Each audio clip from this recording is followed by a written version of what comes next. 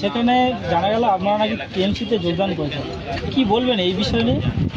আমি শুধু একটা কথা বলবো যে লিস্টটা কৃষ্ণচন্দ্রপুরে দিয়েছে নুর সালাম, যিনি আমাদের প্রাক্তন ব্লক সভাপতি ছিলেন, সম্পূর্ণ ভুল লিস্ট দিয়েছে।